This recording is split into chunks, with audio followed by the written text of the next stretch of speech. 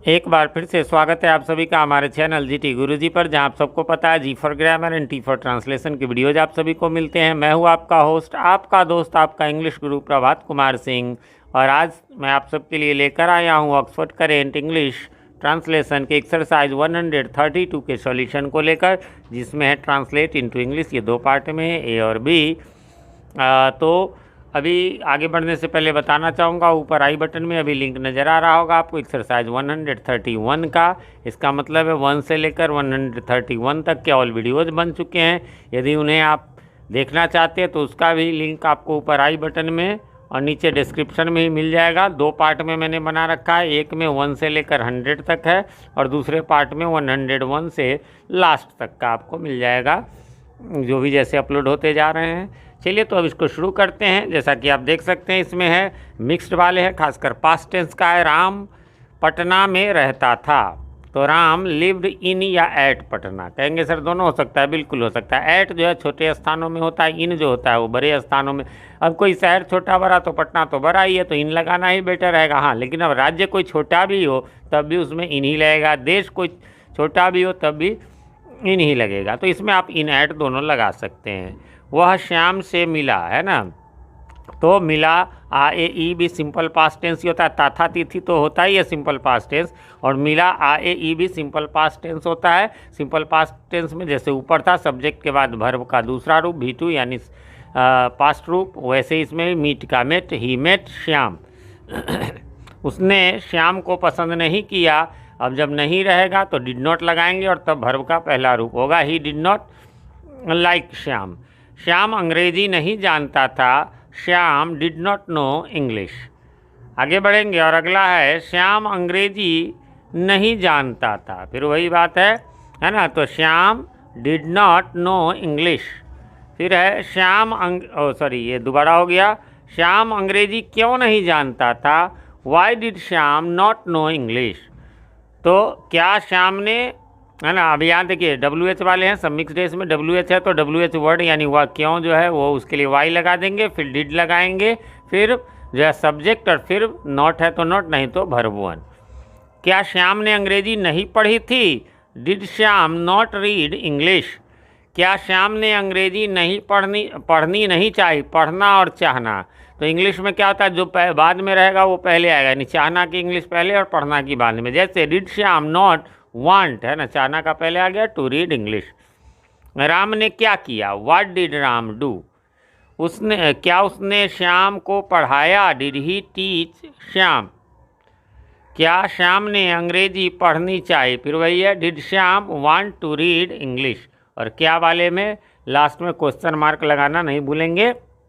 ये छोटी बात है लेकिन सॉरी बड़ी बात है, मतलब नहीं लगाने पर टीचर जो है नाराज़ हो जाते हैं, और नहीं लगाना चाहिए भी। हिंदी में आप देखेंगे हमेशा लगा, तो इंग्लिश में क्यों नहीं। अंग्रेज़ भारत आए, है ना, अंग्रेज़ का इंग्लिश आप इंग्लिश मैन भी लिख सकते हैं, ज़्यादा पॉपुलर द इंग्लिश है। जैसे हम लोग पुअर में द लगा देते हैं, रिच में द लगा देते हैं, वैसे ही इंग्लिश में द लगा देते हैं तो प्लूरल बन जाता है।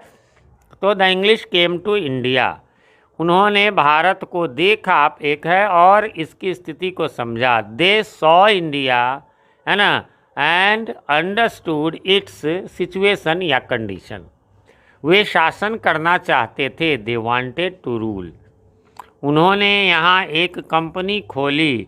अब देखिए यहाँ खोलना का स्टेप देखिए, अब इस पर आगे वीडियोस आएंगे। आप चैनल पे यदि आप नए हैं या चैनल को अभी तक सब्सक्राइब नहीं किया है तो प्लीज़ इसे सब्सक्राइब कर ले, क्योंकि हमारे चैनल पर अभी बहुत कुछ आना बाकी है। अभी इस नए साल 2024 में जो है वो मैं कोचिंग अपना बंद कर रहा हूँ, केवल स्कूल रहेगा मेरा, जो गवर्नमेंट हाई स्कूल है, और बस उसके अलावा मैं फ्री होकर आप लोगों के लिए बहुत सारे वीडियोस बनाऊंगा।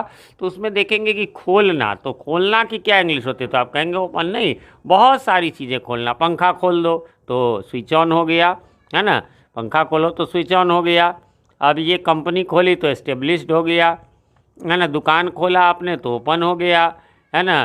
फिर आपने जो है पेन का या वो कोई पैकेट है उसको खोला तो अनरैप किया आपने। तो ऐसे बहुत सारे, खोलना की बहुत सारी इंग्लिश, बंद करना की बहुत सारी इंग्लिश, है ना, चाहना की बहुत सारी इंग्लिश। तो ये सब आपको मिलेंगे हमारे चैनल पर आने वाले समय में, और जल्दी जल्दी मिलेंगे। तो आगे बढ़ते हैं। तो इसमें था कि उन्होंने एक कंपनी, उन लोगों ने यहाँ एक कंपनी खोली। दे एस्टेब्लिश्ड ए कंपनी हियर। उन लोगों ने भारत की एकता को तोड़ा, तो तोड़ा वर्ब को पहले रखेंगे। They broke the unity of India. Bharat की एकता, द यूनिटी ऑफ इंडिया। उन्होंने हमें छोटे छोटे खंडों में या टुकड़ों में बांट दिया। They distributed us into small units. आगे है फलस्वरूप, है ना, उसका होता है, याद रखेंगे, एज ए रिजल्ट। फलस्वरूप हम कमज़ोर हो गए। As a result we became weak. हम गुलाम हो गए। वी बिकेम स्लेव, या डिपेंडेंट भी कह सकते हैं। हमें कठिनाइयों का सामना करना पड़ा, है ना। अब यहाँ से पढ़ता था, ना था, या मतलब जैसे मुझे जाना था या जाना पड़ा, तो हैड टू का प्रयोग होता है। तो यही है, we had to face the difficulties. हमने अपने अधिकार और शांति खो दिए। वी लॉस्ट आवर राइट्स, है ना। राइट मीन्स दाहिना भी और अधिकार भी, प्लूरल हो गया। अधिकार, राइट्स, एंड पीस, शांति का पीस। आगे बढ़ेंगे और अगला है, उन लोगों ने इसके विरुद्ध आवाज़ उठाई। अनेक लोगों ने इसके विरुद्ध आवाज़ उठाई। मैनी पीपल रेज्ड दियर वॉइस, है ना। रेज वॉइस यानी आवाज़ उठाना, अगेंस्ट इट, इसके विरुद्ध। हम एकजुट हुए। We became united. Mahatma Gandhi हमारी मदद के लिए आए। Mahatma Gandhi came to help अस।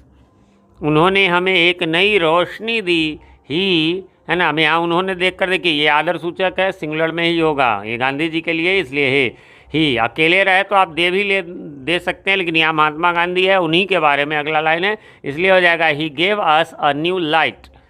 हमने सही रास्ता जाना। वी न्यू, जाना, नो का न्यू, ए राइट या प्रॉपर, वे या पाथ, है ना। सही का राइट या प्रॉपर होगा, और रास्ता का वे या पाथ दोनों होगा। आपके बुक में भी ये वर्ड मीनिंग में दिया हुआ है। अगला है, देश के लिए हजारों ने अपनी जान की कुर्बानियाँ दी, है ना। क्या हो जाएगा, थाउजेंड्स, है ना, या ऑफ पीपल भी आप लिख सकते हैं, थाउजेंड्स ऑफ पीपल, या केवल थाउजेंड्स अपने आप हुआ। सैक्रिफाइस्ड यानी बलिदान दिया, कुर्बानी दी। दियर लाइव्स, लाइफ का प्लूरल लाइव्स, या जीवन, है ना, फॉर द कंट्री। और इसको पढ़ेंगे लाइव्स, लिव्स नहीं पढ़ देंगे, क्योंकि यहाँ पर अर्थ यही है। उसके बाद है, देश 15 अगस्त 1947 ईस्वी को आज़ाद हो गया। The country became free on 15 अगस्त 1947। जाते जाते बहुत इंपॉर्टेंट पॉइंट, एक चीज़ आपने देखा, यहाँ ईस्वी है तो हमने नहीं लिखा। एक्चुअली ईसा पूर्व जो होता है, ईसा पूर्व, तो उसका अंग्रेजी होता है BC, है ना। उसका इंग्लिश होता है BC यानी बिफोर क्राइस्ट, है ना। और ईस्वी का जो होता है वो होता है AD, है ना। AD एनो डोमनी, तो ईस्वी। तो जैसे हिंदी में हम ईस्वी लगाना तो ज़रूरी नहीं है, लगा भी सकते हैं, नहीं भी। इसी प्रकार इंग्लिश में, जो इंग्लिश में जनरली अवॉइड ही किया जाता है। दूसरी बात, आपसे मैं पूछूं कि बताओ जी अभी कौन सा ईयर है, मान लो 2024 है फॉर एग्जांपल, आप यही कहेंगे 2024 है हिंदी में, और इंग्लिश में कहेंगे 2024। ना जी, बिल्कुल भी नहीं, है ना। क्या कहेंगे, अब ये बताइए, ये अगस्त क्या पढ़ेंगे आप, 1947 हिंदी में, इंग्लिश में क्या पढ़ेंगे, 1947। इसीलिए आपको पढ़ना होगा 2024 को 2024, 2023 को पढ़ना होगा 2023। अब इसमें एक सवाल उठता है कि अच्छा 2006 को क्या पढ़ेंगे, तो 2006। ऐसा काहे नहीं, इसको भी तो 26 पढ़ सकते हैं भाई साहब। जब बोलेंगे 20 और 6 तो इसका मतलब हो गया 26। तो इसलिए हम लोग गड़बड़ा उसी में गए। 2001 से लेकर के 2009 तक जो है हम लोग को पढ़ना पड़ा 1000। उसके बाद से हम 2010, 2011, 2020, है ना, वगैरह वगैरह जो है सो हम लोग को बोलना है। इस प्रकार से एक्सरसाइज यहाँ पर समाप्त हो गया। उम्मीद करता हूँ आपने मिला लिया होगा, और अब आपको कोई कन्फ्यूज़न नहीं होगी। फिर भी कोई कन्फ्यूज़न हो तो आप कमेंट करें, मैं रिप्लाई ज़रूर देता हूँ, थोड़ी देर से ही सही। रिप्लाई में आप डायरेक्ट क्वेश्चन को कमेंट करें, जिससे कि मैं आसानी से आंसर दूँ। ऐसे फिर बुक खोलो, फिर क्वेश्चन देखो तो थोड़ा टाइम लग जाता है। और फिर कहूँगा, यदि चैनल पर नए हैं या चैनल को सब्सक्राइब नहीं किया तो प्लीज़ सब्सक्राइब कर लें, और नोटिफिकेशन बेल में ऑल को प्रेस कर दें, जिससे कि हमारे आने वाले वीडियो सबसे पहले आप तक पहुंच सके, और पहले के वीडियोज़ आपको ढूंढने में आसानी हो। वीडियो पसंद आए तो लाइक करें, लाइक करने के बाद कमेंट करके हमें बताएं हमारे वीडियोज़ आपको कैसे लगते हैं। मिलते हैं अगले वीडियो में, तब तक के लिए हैव अ नाइस डे।